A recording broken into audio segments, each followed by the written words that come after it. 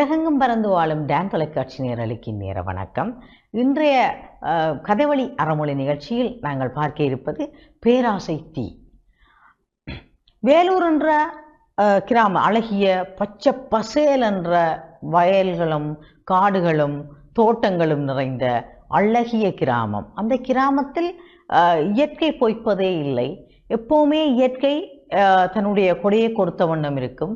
மரங்கள் செடிகள் எல்லாம் காய்த்து பூத்து குலுங்கியபடி இருக்கும். நிலங்கள் எப்போவுமே ஈரழிப்பாக இருக்கும். அப்படியான ஒரு அழகிய கிராமத்திலே அனைவரும் நல்ல வசதியாக வாழ்ந்து வருகின்றார்கள். அந்த ஊரிலே சுகந்தா என்ற ஒரு சிறுமியும் அவளுடைய குடும்பத்தினரும் வாழ்ந்து வருகின்றார்கள். அந்த சிறுமியும் அவளுடைய குடும்பத்தினரும் அந்த ஊரிலே மிகவும் வறியவர்களாக மற்ற வீடுகளில் வேலை செய்து அதை வாங்கி சாப்பிடுபவர்களாக இருந்தார்கள். அவர்களுக்கு ஒரு நிலம் கூட இருக்கவில்லை. அவர்கள் இருக்கின்ற வீடும் ஒரு வாடகை வீட்டில் தான் அவர்கள் இருந்தார்கள். அப்படியான வறுமை நிலையில் இருந்தாலும் சுகந்தா மிகவும் நேர்மையான துடிப்புள்ள ஒரு சிறுமி, மிகவும் அழகானவளும் கூட. எப்போதுமே நல்ல கடவுளை கும்பிடுவதும் நட்பழக்க வழக்கங்கள் உள்ளவளாகவும் இந்த பொய் களவு என்ற தீய எண்ணங்கள் இல்லாதவளாகவும் வாழ்ந்து வந்தாள். அப்படி அவள் இருக்கையில இந்த சிறுமியை ஒரு தேவதை காணுகின்றது. அந்த தேவதைக்கு இந்த சிறுமி மேலே ஒரு அன்பொண்டு வருகிறது. இது பாவம், இந்த சிறுமி இவ்வளவு நல்ல சிறுமியா இருந்து கொண்டு கஷ்டப்படுறாளே என்று சொல்லி போட்டு தேவதை சுகந்தாக்கு முன்னுக்கு தோன்றி சொல்லுகிறது, சுகந்தா, நான் உனக்கு ஒரு வரம் தரப்போகிறேன். நீ அழுகிற நேரம் எல்லாம் உண்ட கண்ணிலிருந்து கண்ணீருக்கு பதிலாக முத்துக்களே வரும்.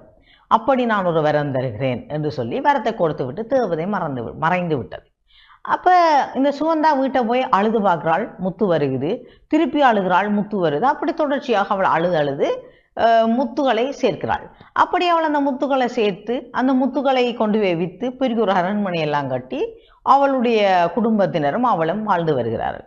அப்போ இவளுக்கு அந்த முத்து வர வர செல்வம் பெருக ஆசையும் கூடுகிறது. ஆசை அது வெறியாக மாறுகிறது.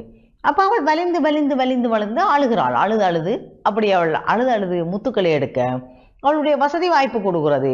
ஆனால் என்ன நடக்கிறது என்று சொன்னால், அவள் அழுவதால், தொடர்ச்சியாக தன்னை வருத்தி அழுவதனால் அவளுடைய கண் வறண்டு, கண்ணீர் போய்கொண்டிருக்கே கண் வரலாம். அப்போ கண் வறண்டு அவளுக்கு கொஞ்ச நாளில் பார்வை மங்கி கொண்டு போகின்றது.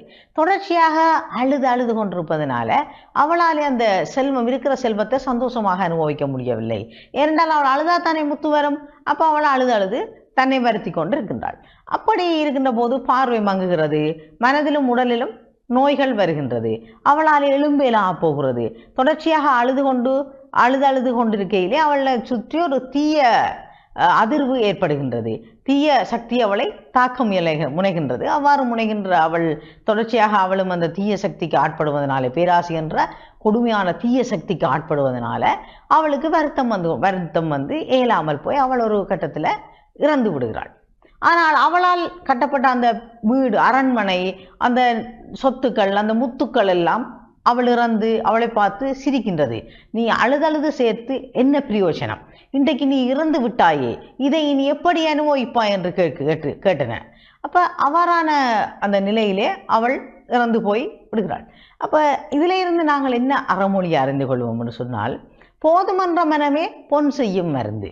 அப்படி என்று சொன்னால், இந்த சுகந்தா நினைச்சிருந்தால் ஒரு குறிப்பிட்ட அளவு முத்துக்களை எடுத்துக்கொண்டு ஒரு அரண்மனை கட்டி போட்டு அந்த அரண்மனையில் சந்தோஷமாக இருந்திருக்கலாம். ஆனால் அவள் கொண்ட அந்த பேராசை தீ அவளை விடவில்லை. தொடர்ச்சியாக அவளை அளவைத்து அவளை துன்பத்துக்குள்ளாக்கி அவளை இந்த உலகத்தை விட்டே போக செய்து விட்டது.